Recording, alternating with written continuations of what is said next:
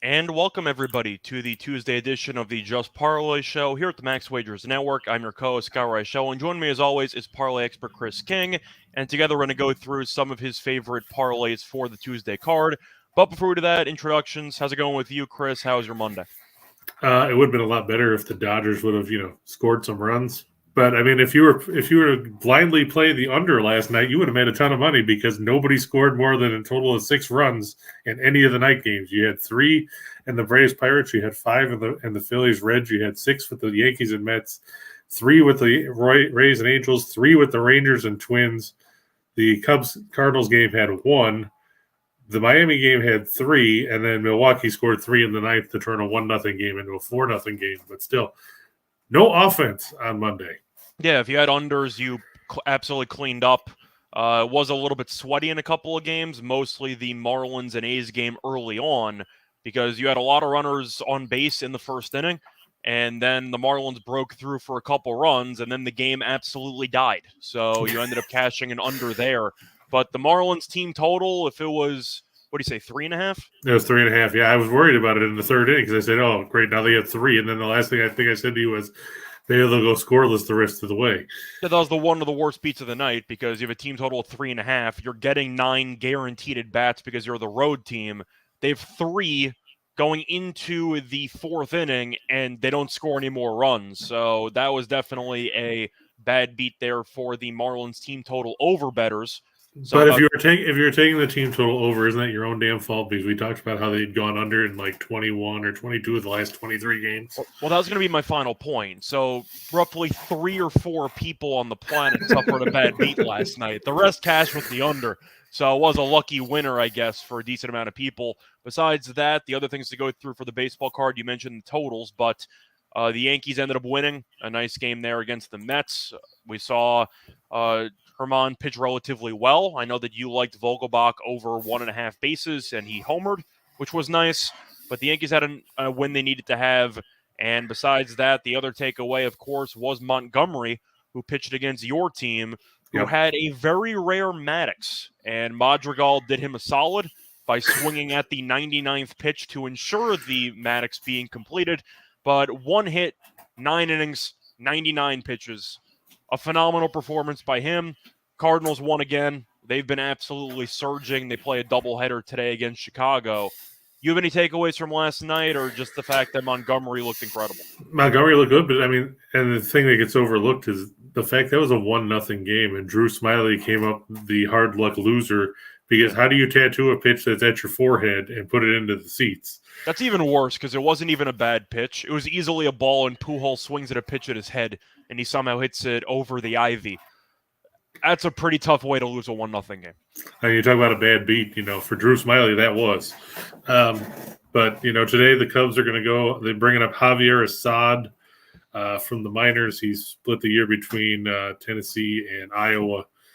He's pretty good. He's struck out 111, 108 in the third innings. He's got a 6-pitch repertoire, so it'll be interesting to see what he throws against the Cardinals. And then the nightcap is Woodford, who just pitched Sunday in relief against Sampson. So I don't have a ton of faith in the Cubs slowing St. Louis today, but you never know. Yeah, I feel like most people would blindly wait to see what happens in Game 1 or blindly back Wainwright in Game 1 and then come back with the Cubs on Game 2 because people think that splits in the doubleheader are the most common, which they are, of course, because, you have 2 games. So as long as one team wins 1, then you're in decent shape there for a split. So just mathematically, most people would blindly bet the split. But the Cardinals, I wouldn't bet against them in any game right now. They have an easy schedule, but they've been playing really well. And the offense did nothing yesterday, and they still won. So it seems like they keep finding ways to add more W's to the actual record. And right now, they're still up 5 on Milwaukee. Looks pretty good. I believe they're minus 450 now to win the actual division. What did you get them at when you bet? Well, I had a 2-pick parlay, so I have the Cardinals to win the division at roughly 2-1, basically. Gotcha. So other than that, though, I was going to ask you, do you think the Brewers still have – I know that there's still a lot of games left. Do you think the Brewers have a realistic shot to make a race of it? Or do you eventually just think the Cardinals have such an easy schedule, they'll be up by 7 with about 2 weeks to go, and it's basically over? Yeah, I don't have a ton of faith in Milwaukee. I mean, they've still got 2 more games here with the Dodgers in Los Angeles. I mean, then it gets a little easier for them. They get the Cubs at home, they get the Pirates at home, then they go to Arizona and Colorado. Then they get the Giants for 2 in one of those make-up doubleheaders on a one-off, and then they get the Reds. But they don't face – then once you get to mid-September, they've got 2 with the Cardinals, 3 with the Yankees, 3 with the Mets. So, I mean, they've only got the Cardinals 4 more times the rest of the year. So you don't have those head-to-head matchups to try and shave games off. I think it's going to be a tough climb for Milwaukee. I mean, especially after the moves they made at the deadline. They didn't bring in anybody to help the lineup at all. And the bullpen's weaker than it was before, kind of, because now Hader's imploded. So I actually don't know if they got worse from the bullpen or not, but you get the point. Milwaukee doesn't really excel in anything besides starting pitching, and that's really the concern. Yeah, so I don't know. I don't know if they can score enough runs to beat some of these teams. I mean, they've had trouble with the Cubs this year too. So I mean, we just saw Chicago take 2 out of 3, and it should have been all 3 last weekend. So yeah, and of course the big game tonight for them. You get Burns as a dog, which is pretty rare. Do you think he should be a dog in this matchup against Gonsolin? I don't know if you have it on a slide later, but I do find it fascinating. No, I didn't even touch this game because I'm not sure which way I would go because the Dodgers looked so bad yesterday when it came to trying to knock runs in. He probably should be a dog. I mean, we know Milwaukee's offense isn't the greatest. Gonsolin, even though he only gives you 5 or 6 innings, as long as you don't throw Phil Bickford or Kimbrel in a close game, the Dodgers have a pretty good bullpen with Ferguson and Martin and now Gratterall's back. Yeah, well, Bickford's not pitching, so that's definitely a big plus for the Dodgers tonight. Kimbrel might pitch, which is a problem, but Bickford won't, so you have that. Yeah. I think Burns is probably rightfully a dog just because of the Dodgers offense. I mean, he pitched well in his last start against them, but he pitched against Heaney. Yeah, that's true. And Heaney was not very sharp that day. I think it's going to be another low-scoring game. I'm looking at the under, maybe the first 5 under, because Gonsolin has kind of got back on track, and the Brewers still can't hit. And we know that Burns is still really, really good. So I would be looking at a first 5 under or potentially Brewers first 5 if you really want to only back Burns. But I think over the course of 9, it was the first time that the Dodgers got shut out at home all season long.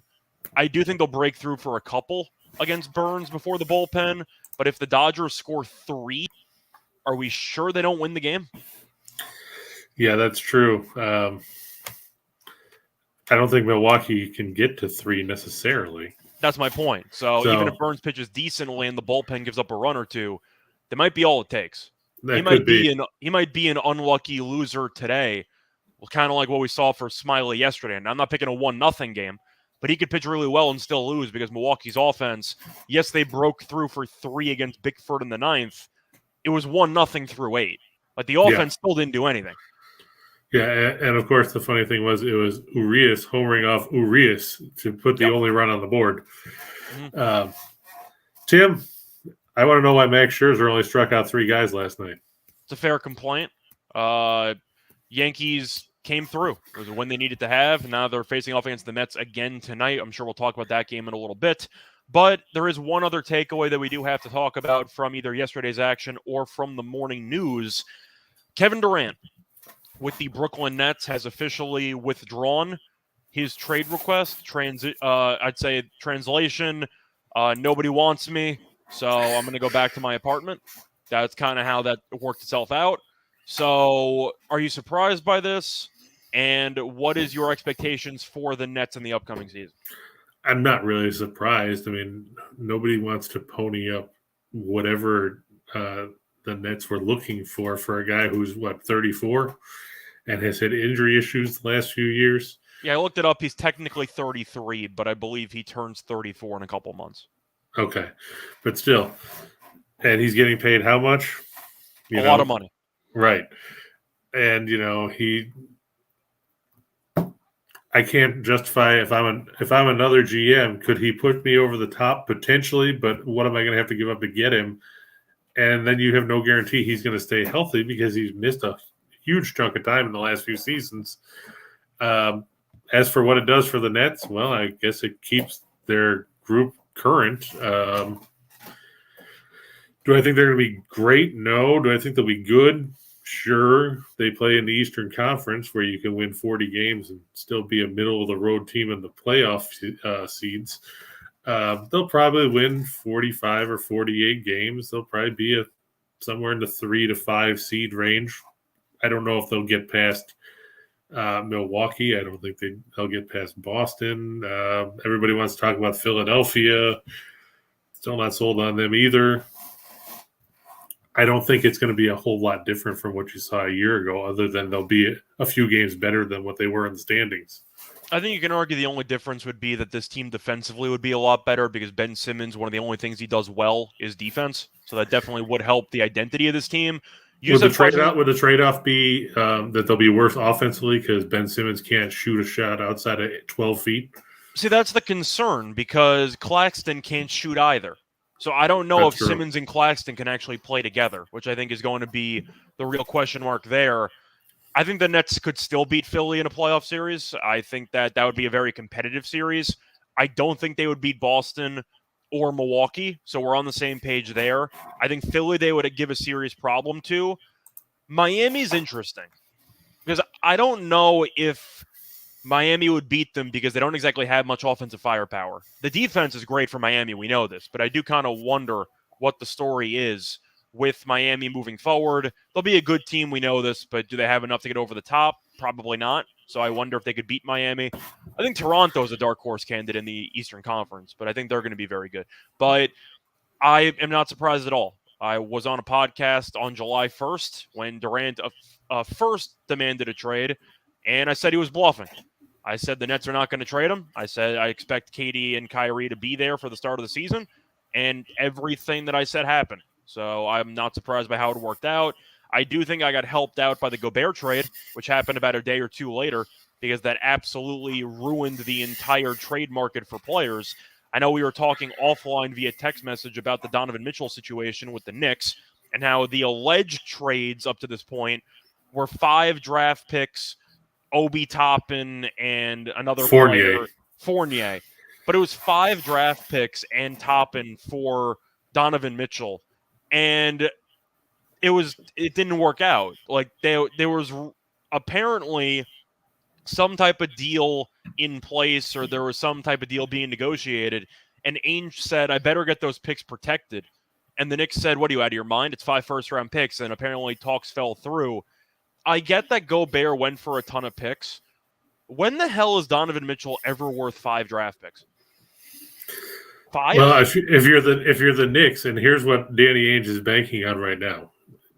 Yeah, like Andrew said, the Knicks offered 2 unprotected first-round picks. Ainge wants 4.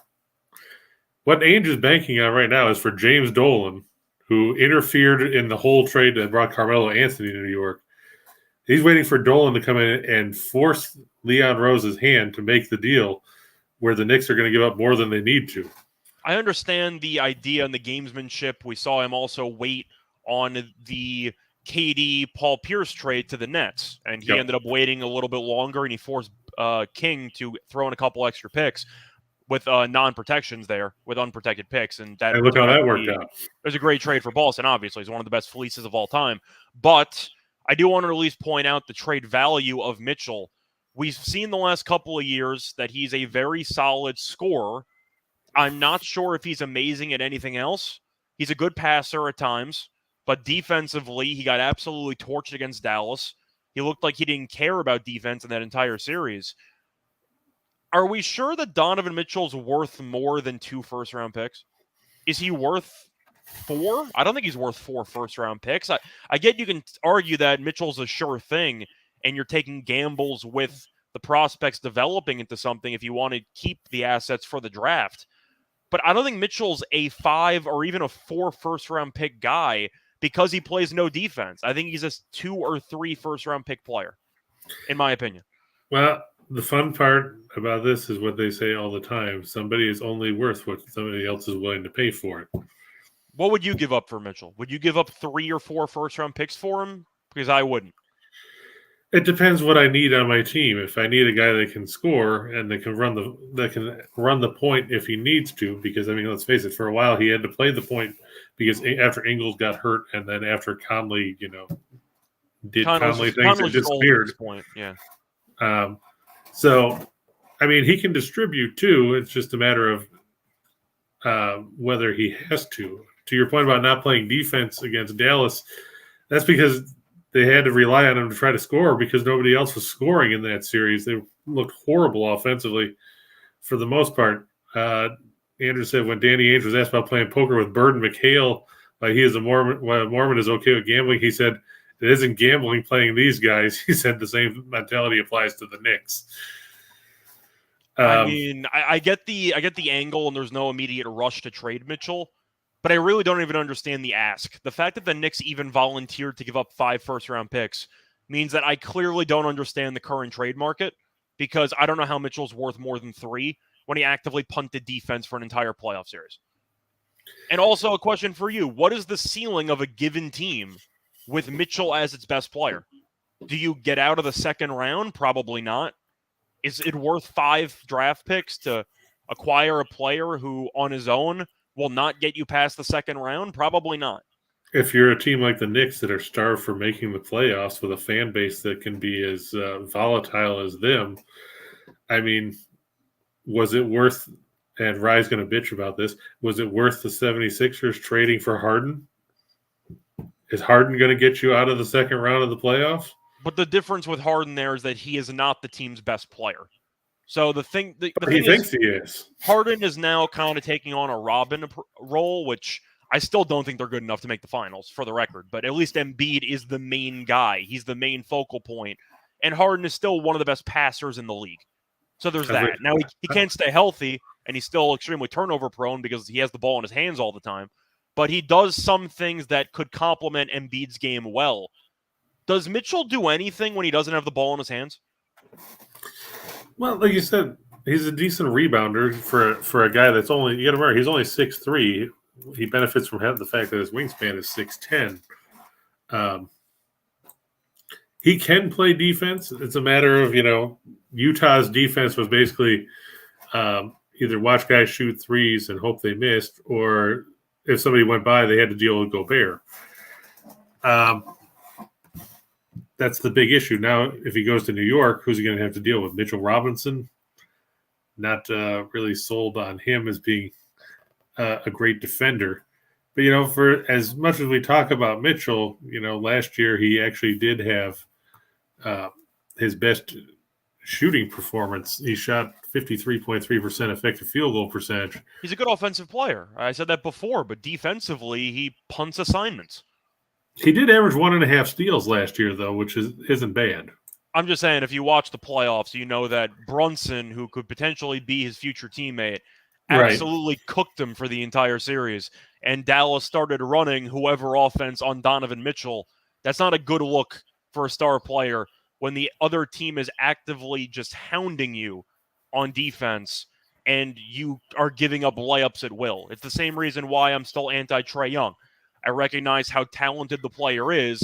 It's a little bit different because Young was, born to be extremely skinny and a little bit short. So it's not his fault that he can't really guard anybody. Mitchell athletically should be a good defensive player. It just seems like he doesn't care. Well, yeah, and I mean, Mitchell was also kind of ground down in that series by Dallas. You got to figure he was playing 38, 39 minutes a game. And he was shooting the ball 20-plus times a game in that series, and they were double and triple teaming him to try to get the ball out of his hands because nobody else could shoot outside of maybe Bogdanovich. So he probably didn't have anything left defensively because when you're getting, hammered, I mean, he shot, 40-some free throws in 6 games in that series. I get it, but it was a bad look, and a lot of people, either on social media or in the NBA circles, roasted him for that defensive performance. So you can argue that Mitchell's stock is at an all-time low since he came into the league, and yet an all-time low stock is still worth 5 first-round picks?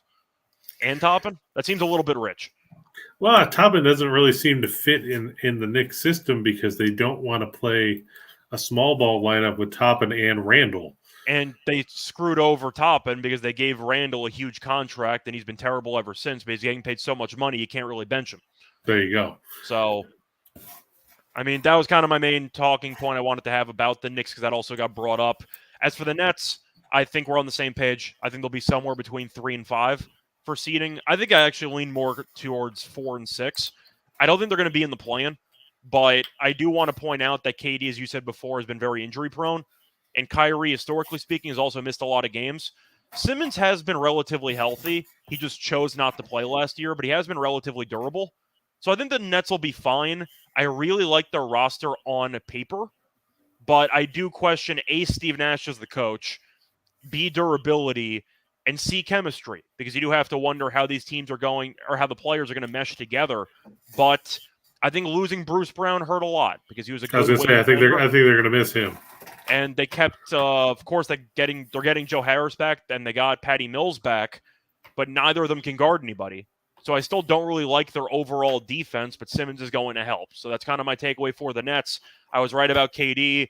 I recommended on a podcast to take the Nets to win the title at roughly 50-1. You woke up this morning, plus 750. It's 50-1. So hopefully you grabbed the piece on that when I recommended it about a month and a half ago.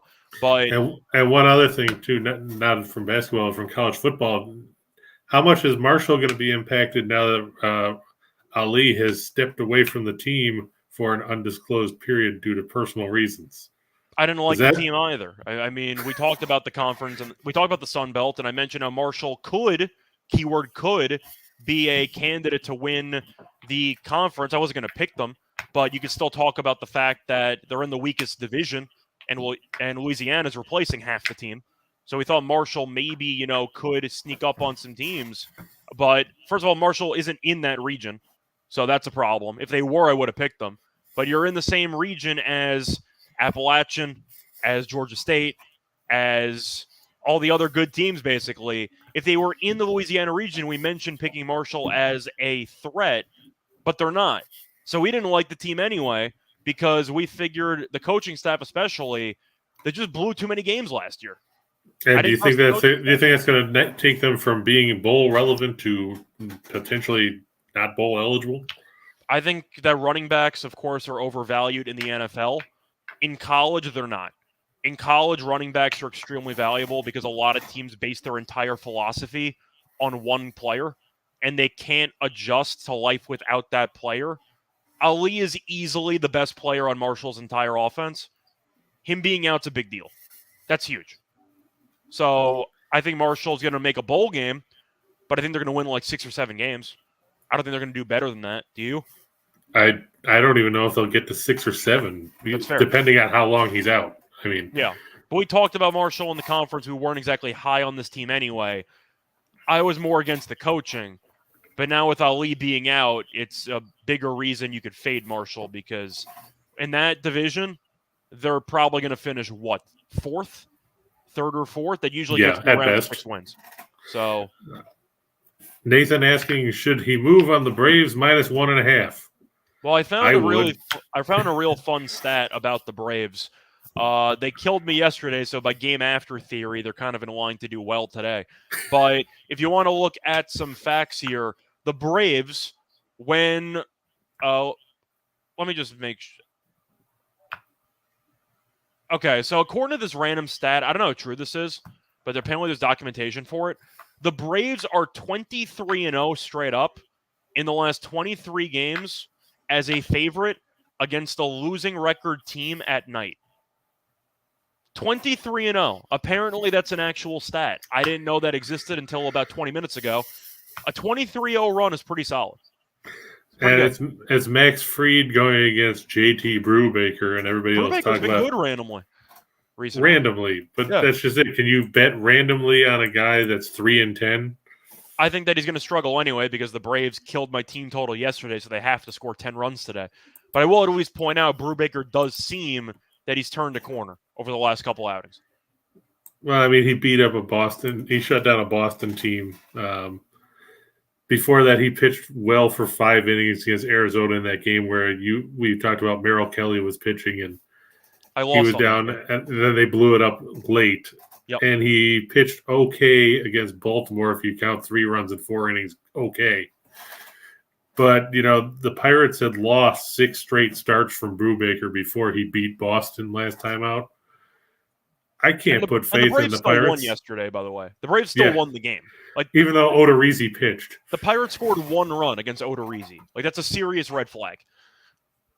Yeah, just to look at the Pirates in their last several games when Brubaker pitched, they've scored 3, 4, 2, 2, 3, 3, and then they had 8 against Boston. That was that game that Winkowski started because it was supposed to be Eovaldi, and they scratched him. I think Max Fried is a little better than Josh Winkowski in case you're scoring at home. I actually took the Braves minus 1.5. I still like the Braves. I'm just throwing it out there that Brubaker has been decent lately. Yeah, but so is Fried. I mean, Fried beat the Mets. Yep. Would you rather say a guy beat the Mets or a guy beat the Red Sox? I'd rather beat the Mets, but I'm still picking the Braves. I just mentioned the 23-0 trend there. I'm still going with Atlanta. I could potentially see an angle for a first 5 under if you think Brubaker actually pitches decently. But the Braves won yesterday. Pirates can't hit. I mean, if you look at the bottom half of their lineup every day, it looks like a double-A team. I'm still going with Atlanta. They're getting a guaranteed 9 at-bats. It's a pretty good price. And like Scott said, based on his day after theory, they'll score 37 runs. Pretty much. But I think it's time to move on to football because we do want to go through another division. But before we do that, we're going to go through a little bit of housekeeping. We're brought to you by BetMGM. They still have a great deal for first-time users of their app or website. Get a risk-free bet up to $1,000. All the information is in the show box. Check the age limits, and as always, bet responsibly. But yesterday, we went through the AFC East. We inflated Chris's ego with the Bills because we said they were going to dominate the division, and we still think they are. Didn't really have to inflate it. I mean, everybody knows that Buffalo's the best team in that division, bar none. Yeah, but I also said they're my pick to win the Super Bowl, so I'm sure you were feeling pretty good about yourself there. But actually, I just went back and drank another soda and called it. Either way, it was a victory soda. But now it's time to pivot over to one of the worst divisions in all of football, arguably the worst division. It's the AFC South. Why did I pick them? I don't really know. Because we wanted to get it out of the way? I guess we wanted to get it out of the way, but they were a random division on my mind, and I decided to talk about them. So, to go through the actual division, the Indianapolis Colts are the, I'd say, common pick to win this division, especially with the offseason that Tennessee had and how Tennessee got a lot worse. Of course, A.J. Brown leaving, and their number 1 wide receiver is a true rookie. So we're going to see how that works out for. So you're counting Treylon Burks as number 1 over Robert Woods? Woods is off an ACL injury, though, so I don't know what he's going to look like post-ACL, which is concerning. So you can argue Robert Woods is number 1, but the point is I think it's a discussion. So you're not exactly sold on the receiving core. Derrick Henry also coming back off a pretty serious injury last year. He came back in the playoffs. He didn't look good, but I can't be surprised by that because he barely got to rehab the damn thing. They just threw him in for a playoff game, and it didn't really work out.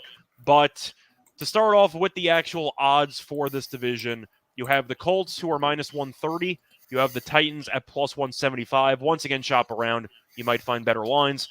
Jacksonville is plus 750, and the Texans are 30-1. First of all, are we tossing out the Texans and the Jaguars? I think you pretty much have to, don't you? I think you do, but that's why I'm asking, because we'll automatically make our job 50% easier.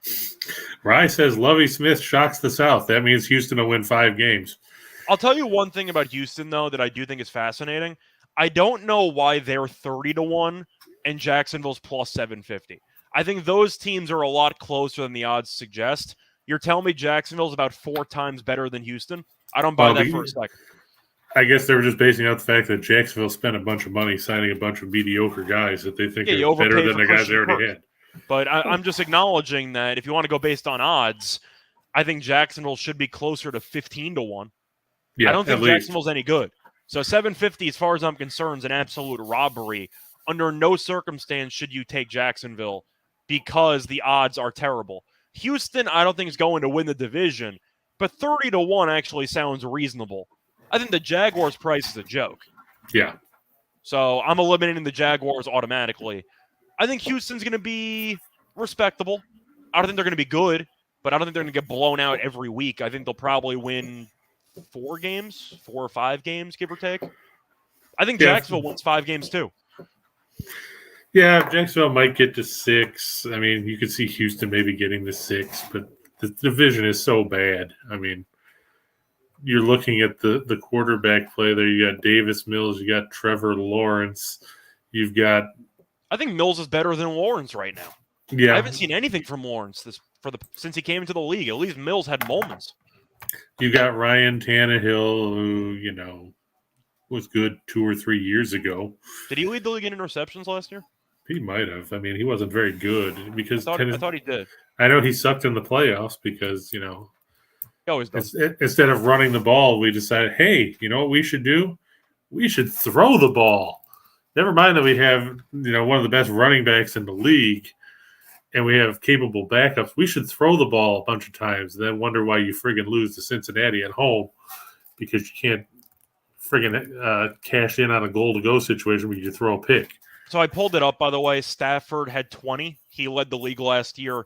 Tied for second was Ryan Tannehill and Trevor Lawrence. With 14. So I said 17 apiece. So 17? Okay. I said that Tannehill might have led. He was actually in second. But you had 2 quarterbacks in this division finish tied for second in interceptions thrown. That's not good. And, then you've got Matt Ryan, who's roughly 406 years old. He is so washed. Washed. He's better than Wentz, so there's that. But not by much. You figure now, Luck retired in 2018, or after 2018. Since then, the Falcons haven't had the same quarterback in back-to-back seasons. Or not the Falcons, sorry. I'm thinking of Matt Ryan. The Colts haven't had the same quarterback in back-to-back seasons because they had, what did they even have in 2019? Was that the percent era? I'm apologizing in advance to Phillip Rivers because he was actually pretty good there, and I hated that acquisition when they made it. Rivers has actually been their best quarterback since Luck left. And Rivers' numbers were good. He couldn't throw the ball more than 30 yards.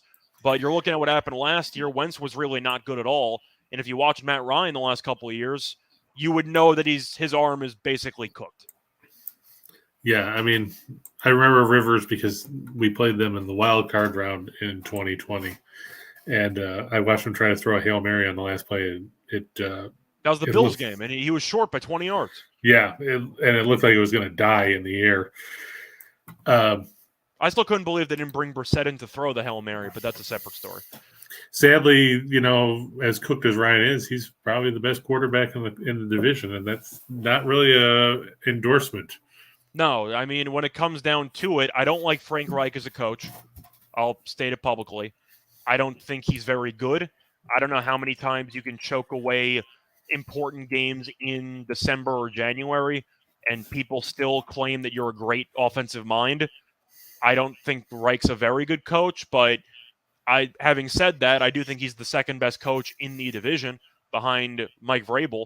But I think Vrabel's really going to have a hard time this year because the Titans' overall roster is not very good. So I'm still picking the Colts to win the division. I have been right about the Titans the last couple of years, and I mentioned how I'm not sold on Matt Ryan. But you look at the overall talent on that team, the Colts are easily the best team in that division. Yeah. From top to bottom. So that's why I'm looking at the Colts. But you basically have to. I mean, they've got, they still got a good offensive line, especially led by Nelson there. He's so damn good. Though I did find it entertaining during the preseason when they played Buffalo and Tim Settle knocked him backwards about 6 yards when he was trying to pass block. But, they've got Jonathan Taylor. The one thing you got to worry about is who's going to be the other receiver opposite Pittman. I really like Pierce that they drafted from Cincinnati. I think he's actually very good. But do you think he's good enough to step in and be a starter and make an impact right now? I actually think he is. Now, I'm not saying he's going to come out and immediately go for 1,000 yards, but if you want to actually look at Pierce either in training camp, in preseason, or even just in college, I think he's a great receiver for Matt Ryan because Matt Ryan's not afraid to throw a bunch of jump balls and pretend that he is Julio on the outside no matter what team he's on. Pierce is actually a go-up-and-get-it kind of guy. So I actually do like that draft pick for Pierce. And the defense, you can look through the people that they have. The Colts defense is usually solid. So I think from top to bottom, their roster is pretty complete. I still don't like Matt Ryan in general, and I think that's why the Colts will not make a deep playoff run. It's because of Matt Ryan, but they're good enough to win this crappy division. Yeah. They can definitely run the ball with Taylor, and then they've got Hines as a good change of pace back. Tennessee, I don't even know if Tennessee will be a 500 team. Well, I am an ass about Tennessee because Rye brought up what happens if Jonathan Taylor gets hurt. I don't like using that type of logic because Taylor has not been hurt ever in his pro career, and you can make the case about anybody. Like, what if this player gets hurt? Well, any team's screwed. Like, what if Derrick Henry gets hurt? The Titans are screwed. And Derrick Henry had a serious injury last year. So I think that Henry's significantly more likely to either A, be past his prime because of the injury, or B, to get hurt again. What do you expect to see from Derrick Henry? Because I am concerned. And you look at his player props, it's mostly around 1,400 rushing yards, 1,300 and change. That's a lot of rushing yards for a guy with a ton of mileage and a guy who suffered a pretty serious injury in the beginning of the year, last year. I mean, I can see him getting to 11 or 1,200 maybe just because of the fact that he's going to get volume. If Vrabel is smart, they will mix in, Dontrell Hilliard and Haskins. That's the kid they got from Michigan. Yeah, Hendon. Yeah, they can mix him in there and because you're right. I mean, you look in 2019, Henry had 303 carries. In 2020, he had 378. And last year, he had 219 in 8 games in the regular season. It's Hassan Haskins, my bad. Well, it was Hendon Hooker, the quarterback from for Tennessee, yeah. I was mixing some stuff around, yeah. The Tennessee quarterback. It's Hassan Haskins, but he's the backup. But yeah, I mean, you're talking about Henry averaged over 27 carries a game in those 8 games in the regular season. Yeah. I mean, that's a lot of touches. And like you said, he's 28. He'll be 28 or 29 in January. So by the time the season comes to an end, and in, 86 games over 6 years, he's run the ball 1,400 times. That's going to take a toll. I mean, you've watched his carries go up every year. He averaged 7.3 carries a game as a rookie. Then it was 11. Then it was 13.4. Then they realized he was a god, and they gave him like 20-something touches every game. But yeah, then it was 20.2. Then it was 23.6. And then last year was 27.4. I mean, you don't throw to him much, which makes sense. They try to a bit more, but his body gave out on him finally. And I wonder, is this an Eddie George situation? I don't know. But or a Sean Alexander situation. Yeah, but if Henry struggles, I mentioned George is the same franchise, but you get the idea. Point is, if Henry is not MVP level God mode, Tennessee's offense is going to be terrible. Like, I don't think their offense really has any weapons at all. Does it? Like, that's a lot of stock to put into post ACL injury Robert Woods and rookie Burks. I don't like Tennessee's team, and even defensively, they had lapses at various points last year. So I'm picking the Colts by default. I don't love this team, but I think this team is good enough to win 10 games for a ceiling. Truth is, 9 games might win the division. Yeah, you could go 9-8 and win the division. Exactly. I mean, the one good thing that you can say for either Tennessee or Jackson or Indianapolis is they play Jacksonville twice and they play Houston twice. Yeah. I mean, you're getting 4 free wins. I'm going to go theoretically. I'm going to go with the Colts at -130. I think they're just going to win the division. I don't think there's any value on the Titans at +175 because I don't like their overall roster. The Jaguars have the worst line on the entire board in any division because +750 for a team that won basically 2 or 3 games last year is an absolute joke. That should be closer to 15-1. The Texans maybe throw a flyer on if you actually think that 30-1 is going to go down at some point. I think that price is too high. I think it should be closer to like 20-1, 15-1. But I really think they should be long shots, Jaguars and Houston at like 15-1 apiece. But my pick's going to be the Colts, and I think that they will end up winning 9 or 10 games, which should be enough to get the job done. Yeah, I agree. I think that, 10 games might be the ceiling for Indianapolis, but it should be enough if they split with Tennessee to win that division. Like you said, Tennessee, they're replacing half their offensive line on top of everything else. I didn't even mention that, but yeah. You look at their tight ends. Austin Hooper is going to be their number 1 tight end. I actually don't mind Hooper, but still. But still, When's the last time he was effective? He was good at various points in his Browns tenure, but I'm sure some people forgot he was even on the Browns. And then, like you said, if you look at their three wideouts, it'll be Woods, Burks, and Westbrook-Akine, and there's nothing, and I mean nothing, on the depth chart behind those guys. So God forbid if one of them goes down, because you're looking on their depth chart right now is Kyle Phillips, Cody Hollister, Dez Fitzpatrick, Mason Kinsey, Reggie Roberson Jr., and Racy McMath. So I actually love Phillips. I was a big Phillips guy at UCLA. I think he's a good slot receiver, but he's a slot receiver. Like, you're hoping he turns into Welker in like 3 years. I don't think he's going to help out at that much as a rookie. That's what I mean. That you have nobody that you can rely on. You look at some of these other teams that have a lot of depth at the receiver position, and that is not Houston or Tennessee by any stretch of the imagination. Yeah, so we're on the same page here. If I was going in order of division, I will actually surprise some people. I am going Colts first. I am going Titans second. I'm going to go Houston third and Jacksonville fourth. I think this Houston team is actually better than people think. Are they good? Absolutely not. I'm not telling you that they are. But I don't get this half-assed hype for Jacksonville when this team is still going to suck. Houston had the better record last year. I think Houston has a shot to finish better than Jacksonville for third. Not that it really matters. They're not going to compete for anything. But give me Houston third, Jacksonville fourth. I agree with that as well, because I think that I have no faith in Jacksonville. They paid a truckload of money to get Kirk, and then Ingram, and Brandon Scherf from Washington. They haven't given Lawrence a chance to succeed because of the offensive line and the lack of weapons. But are we sure Lawrence still isn't just this overrated prospect? Because I thought he was overrated at Clemson, and I thought that he was being pegged as being this generational, franchise-saving quarterback. I never viewed him that way. And so far in his career, of course, Urban Meyer shouldn't have been the head coach in the first place. But I'm not sure how good Lawrence actually is. So I'm not going to bank on him to really do anything until I see it. Yeah, my mentality about players from Clemson in general is draft defensive linemen.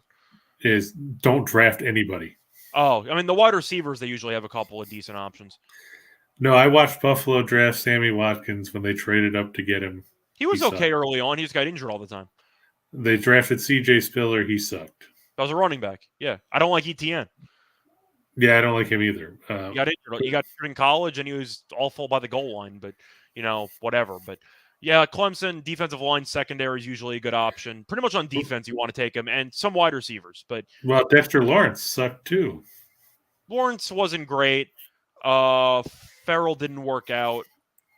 They've had a couple of decent options, usually secondary and wide receivers. The wide receivers are usually good, but still, point I'm trying to say is I think that Jacksonville and Houston are going to be bad, but I think Houston might be better than Jacksonville. But anything else you want to add, or should we just move on to the baseball plays for today? Yeah, we can move on to the parlays part because, like we said yesterday, it's easier to do those and then see if anybody has questions about any of the games. By the way, Titans to miss the playoffs, -120.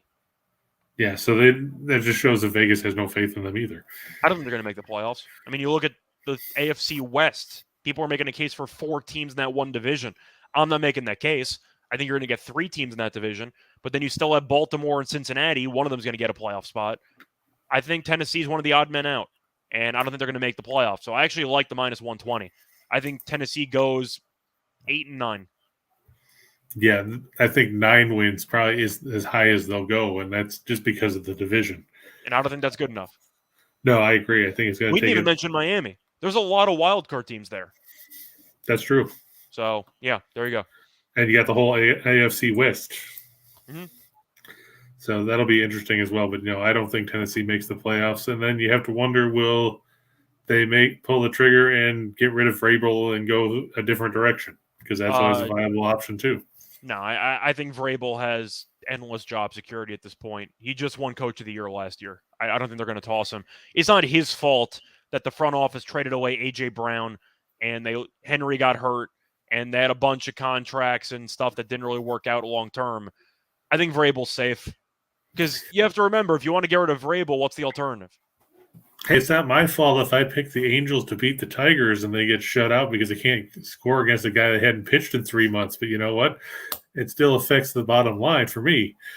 So, I mean, it's the same concept. If you can't win games, and, Tennessee, sure, he won Coach of the Year, but what they do in the playoffs? I think I understand that point. I think it's a little bit different for football because for baseball, it's a lot easier, in my opinion, to lose the locker room because you see them for 162 games. The Titans have still made the playoffs every year for the last couple of years. So I think Vrabel, it depends on the expectations for the Titans, but it seems like they're in the middle of a half-ass rebuild. I think Vrabel's going to stay, but that's just my opinion. We'll see. I mean, it's down the road, but we'll see. When do we see Malik Willis? Not this year, unless Tannehill gets hurt. In my opinion. What if they're like 4-8? I don't know. Depends on the reason why they're losing. But once again, we think Tennessee's going to have a losing record, but we think the Colts are going to win a ceiling of 10 games, which means the Titans are still going to be in the hunt for the division title at some point late in the year, despite trending to be under 500. So I don't think they put in a true rookie in a division race. I don't see it. I think Willis is going to sit for a year, in my opinion. Does he beat out Logan Woodside? Yes. I think he'll be the backup, and that's why I think Vrabel is going to stay for another year, because I do think that Willis will be the starter next year. Not this year, but next year. That's fair. Give him the Lance treatment. Jeez. Don't get me started on Trey Lance. Just saying. You give him the same treatment. You bring him in occasionally for a gadget play, but he's mostly sitting on the bench. Eat corn chips. Yep. All right. So what division do you want to cover tomorrow? Have we decided yet? We'll do the AFC. We'll wrap it up with the West, and then we'll move on to the NFC. We didn't even do the North. Do you want to do... Well, I'm saying we narrowed it down to 2. We'll do the North. Screw it. We'll save the West for last because that's the best division. So in case Steen decides to show up. Yeah, we'll do the AFC North. Why not? We have to talk about Kenny Pickett. Sure, why not? Richie said he hit the like. That's right. Never forget to hit the like and subscribe button. Thank you, Richie. So that way you'll know when we're on the air in case you didn't know what time we were scheduled. Hit the bell. Yeah. I didn't hear no bell. Yeah, the notification bell. But anyway, you ready for your picks? Yeah, sure. Why not? Let's get rid of this banner here. There we go. We'll go right to the 2 for the money because I figure it's easier. If anybody has any questions about any games, we can talk about those as well. But we'll skip right to 2 for the money here, and we will talk about the Giants and the Tigers. This is one where Carlos Rodon is going against Scott's favorite run support king. That's right, it's Drew Hutchinson. Yep. The Tigers, they hit well against lefties, but I'll tell you what, Rodon has pitched pretty well since he had that kicking the bat into his teammate's face incident. He's also better than most lefties. This is true. But his last 4 starts, he's been on a roll. He had won 3 of them. Should have won the 4th one had Dominic Leone not given up 2 runs in the 8th to the Diamondbacks last time out. He threw 7 shutout innings against the Cubs, struck out 10, threw 5 1/3 against the A's, gave up 1 run on 5 hits, struck out 3. Then he went 6 innings, 2 runs, 6 hits, struck out 7 against the Pirates, and then he went 6 innings, 1 run, 2 hits, walked 2, struck out 11 against the Diamondbacks. So you're talking 31 strikeouts over 24 1/3 in his last 4 starts. He gets faced a Detroit team that likes to make a lot of wind energy. I don't have any faith in the Tigers doing enough against Rodon in this one because the Giants actually put up decent run totals on the road. And we know Detroit's the worst offensive team in the league. Scott, anything you want to say about Drew Hutchinson in his defense? He's been okay recently, but I don't know if it matters because we know Detroit can't score. I'm looking at Giants' first 5. We've seen the Giants' bullpen sabotage Rodon quality starts before, so I'm not going to bother. True. I like the strikeouts for Rodon. I think he might strike out 10 in this one tonight, so I'm looking at the over for his strikeouts, but I do like the Giants on the run line. I think it's a good price for the much better starting pitcher. Yeah, over 7.5 strikeouts for Rodon, minus 128 at FanDuel at the moment. So, in case you were wondering on that. I'm going to take the White Sox over the Orioles. Tim's saying the Orioles. I just like Cease a little better than I like Voth. Cease was supposed to go Sunday. I had him back. I backed him there against Cleveland against I don't remember who it was. Savali? Might have been because he's pitching. Yeah, it was because Savali's pitching today. Okay. I know Cease has tapered off a little bit, gave up 3 runs to Houston in his last start. And I get Baltimore's good at home. I just can't wrap things around the fact that Voth is pitching and he doesn't go necessarily deep into games. And I thought it was a good price for Cease. Yeah, it is. Especially with the Orioles. I know that they've been surging lately, but you can argue on paper the White Sox match up relatively well. Once again, I'm going to take the first 5 because I hate that White Sox bullpen with a passion. And I saw Joe Kelly be terrible the other day.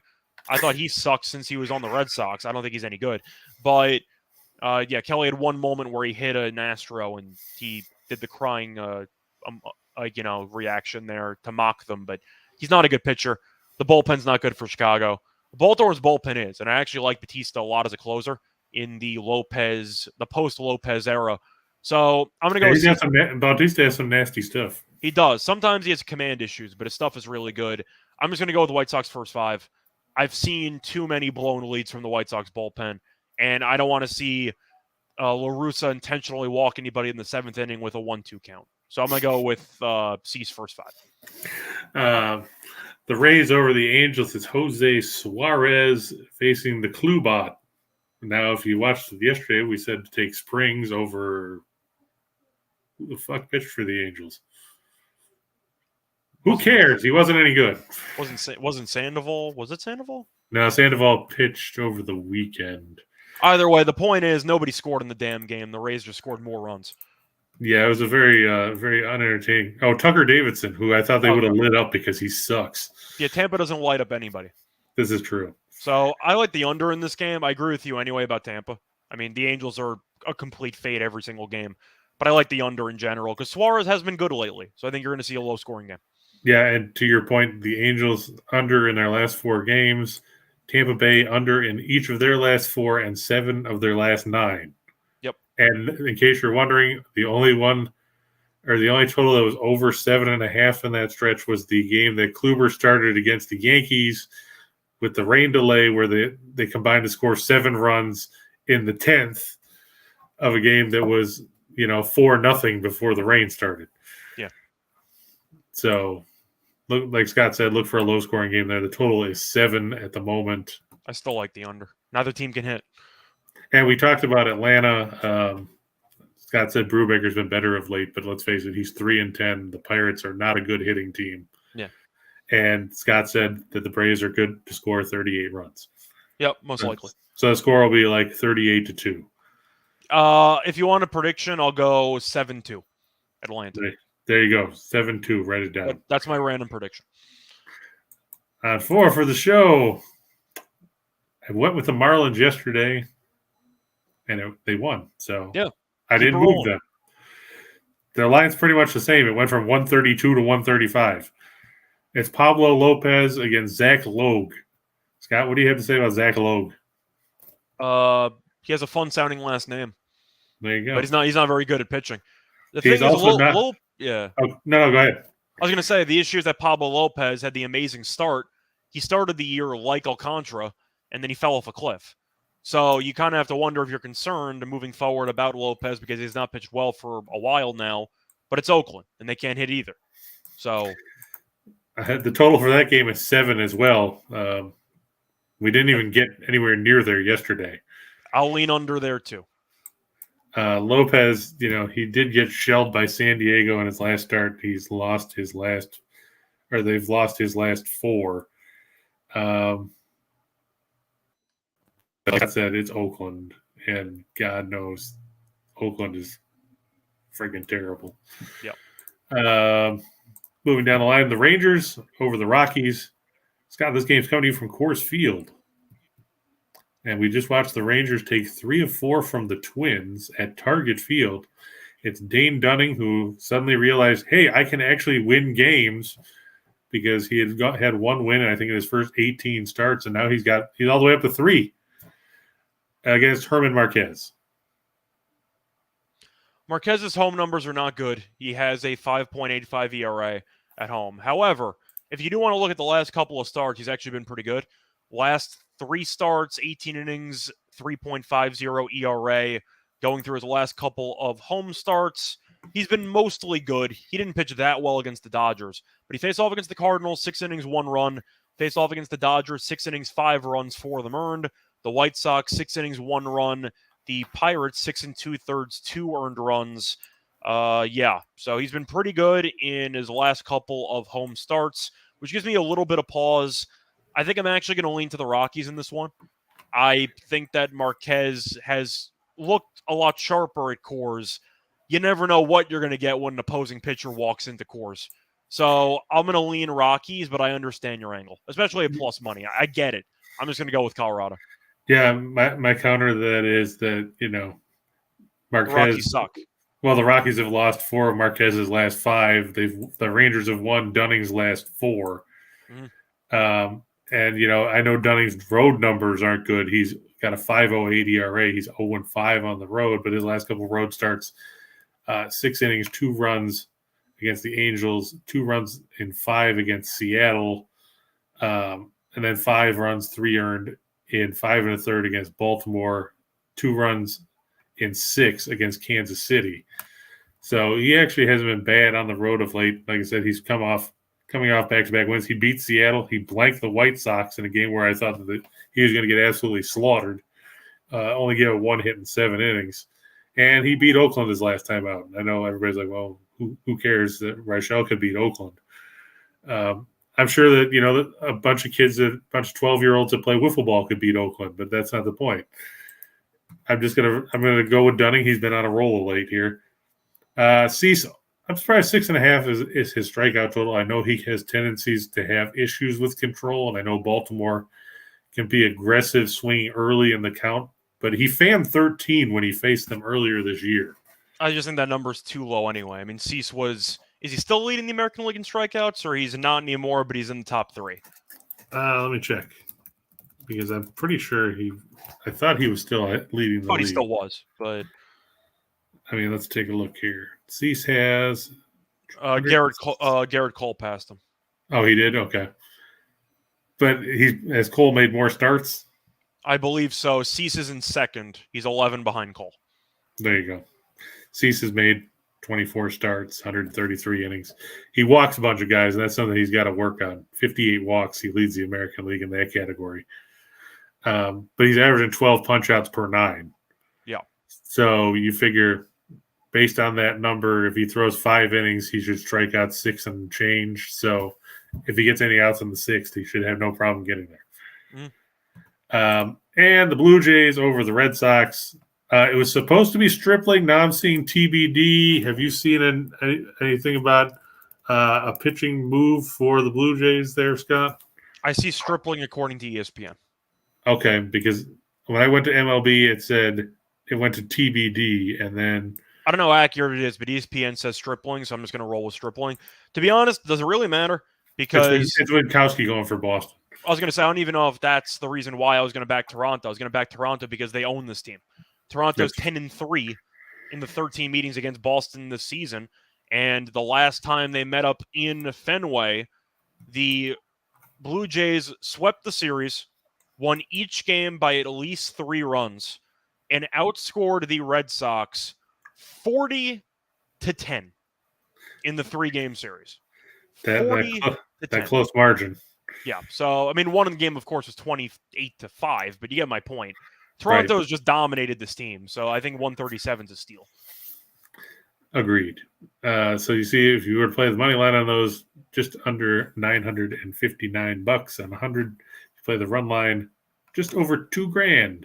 So nice. Nothing wrong with that. And now we go to Shot in the Dark. Everybody knows it's Dean's fault. Funny here, we're going to go with Shea Langoliers over. Look at that, Scott, over half a total base, and he's at plus money. One single. Walks don't count. Just one single. That's all we need. He's had at least 2 bases in 4 of his 6 major league games so far. So why not? I'm going to look for Aaron Judge to drive in a run. Can you drive in a run, Scott? He could. I don't know if he will. You're looking at the pitching matchup for today. You got Walker on the mound. I believe last time facing Judge, he gave up a home run against him in the first inning. How long So is Walker going to pitch? not long enough because he got shelled the last time out. He's been battling a couple injuries here and there throughout his entire career. But he wasn't good against the Yankees the first time he faced them. So I'm not picking him to be good now. I don't mind that play. It seems like batting him around where Benintendi has really worked out. Benintendi's been moved up into one of the first two spots in the order, and he's gotten on base more. So you just need a guy who can get into scoring position or even first base, and a double into the gap probably brings him home. Tim, any expectations on how well Walker's going to pitch today after he got bumped from his start Sunday to be pushed back to today? I'd be curious if Tim has any insight on the Walker situation, because originally, yeah, as I say, originally this was supposed to be DeGrom's spot. That's what I was going to say. I think Yankees fans are just thrilled that they don't have to face Scherzer and DeGrom. So Yankees, I'm sure, are thrilled they're facing Walker instead. Hell, I'd be happy if I was facing Walker instead. Yep. Vlad Guerrero to drive in a run against Boston. Yeah, they killed this team, and Winkowski he could hit it over the monster. There's a lot of ways you can cash this. I just want to see what Guerrero's done against Boston this season. I'm assuming he's had good numbers because Toronto scores a bunch of runs. That's what I'm thinking. Vlad Guerrero against Boston in 2022. He's played 12 games. He is 14 for 45, so a 311 average. Scored 7 runs, 3 doubles, a homer, and 8 RBIs. Solid. So some good numbers there. And the games at Fenway. It's really all about traffic. I mean, we think that with Winkowski on the mound, Toronto's going to have a bunch of guys on base. Yeah. So at Fenway, he's even better, Scott. He's 10 for 21. Okay, so he's batting like 476. Yeah, 470. Yeah, okay. Yeah, 3 doubles, 4 RBIs. He's also got 5 walks, but those don't help us. A 588 average on balls in play at Fenway Park this year. That's very, very good. Kyle Tucker over 1.5 total bases. Mookie Betts, this one is a little tough, but I mean, Betts, he's going to get a lot of at-bats hitting at the top of that order. Freeman didn't pan out yesterday. I was kind of disappointed. Nobody panned out for the Dodgers yesterday. I mean, they had a bunch of hits. They just couldn't friggin' drive anybody in. Yeah. I mean, that was kind of disappointing, but I mean, I still can't believe Muncie's an everyday player. He's batting 190. They just signed him to a 1-year extension, too. Congrats. Austin Riley over 1.5 total bases. Scott, why is he still going at plus money? Because people were dumb. I mean, Riley's Riley. If it's plus money, you're kind of auto-taking it. Kind of like Goldschmidt. Yep. To quote Terrence Mann from Field of Dreams, people are dumb, Ray. People are most dumb. definitely dumb. Yep. I'm actually going with the Guardians over the Padres. It's Savale and Clevenger. Here's my thought process, Scott, and you tell me what you think. Clevenger relies on punching people out. He doesn't go deep in games. He has control problems. Cleveland is one of the most patient teams in the league at the plate. They're dead last in strikeouts, right? Yep. They'll run up Clevenger's pitch count, and we've seen San Diego's bullpen look like hammered dog shit. Can you use Hader at this point? Like, what do you even do to close games? Who'd they throw the other day? They threw some guy that I was like, who the hell is this guy? And I was like, oh, well, it's not Hader, so that's something. What do you do with Hader? Do you throw him in the 6th inning? Do you throw him in the 7th inning? Do you try to do something to try and... Yeah, the point is the Padres don't have any real positions in their bullpen settled at this point. Let's see. On Saturday, the closer was Luis Garcia, who picked up his 3rd save of the year. Okay. In a 2-1 game. It's a good price, especially with San Diego's recent offensive struggles. They had a hard time scoring against the Nationals. They scored 2 runs against Corbin. Yeah. By the way, Scott, what's the over/under on Corbin getting to 20, or what's the number on Corbin getting to 20 losses? What's he at now? He's 4-17. 17. Okay. I'll put the 20 losses plus 140. Because you always have to worry about the Nationals just pulling the plug on them. So I'll go plus 140. I saw that they're also monitoring Josiah Gray's workload. So Is that what they call it nowadays? That's what they're saying. Okay. Load management. Hmm. Nick Martinez got the save Sunday. He apparently has 5 saves. I don't know when the hell he got the other 4. Okay. I'm guessing it must have been back in April. Probably when Rogers was on the shelf. Yeah. But still, you're right. There's not a Jesus, there's another R. Smart. Who the hell is this? R. Roberts. Oh, Robert Suarez. You don't know. You don't trust anybody in that bullpen. So yeah, I like the play. I think if it's close, the Guardians can hang around and take the lead late. And then Kluber over 6.5 strikeouts. Robbie Ray over 7.5 strikeouts against the Nationals. Yeah, that's too low. And Verlander, you can get plus money over 6.5 against the Twins team that pulled Byron Buxton yesterday. I didn't see if they determined that he was hurt, or they just decided, hey, you know what? We should go to Jake Cave in a 1-run game. Yeah, I'm assuming he got hurt. Oh, yeah. It says he had an MRI after leaving with hip tightness. Yeah, that means he's on the 15-day. Or 10-day. I forgot what the hell they have anymore. He's going on the IL. We've seen this movie before. Yeah, for like the 35th time. Yep. So if you want a good future play, by the way, bet the Twins to miss the playoffs.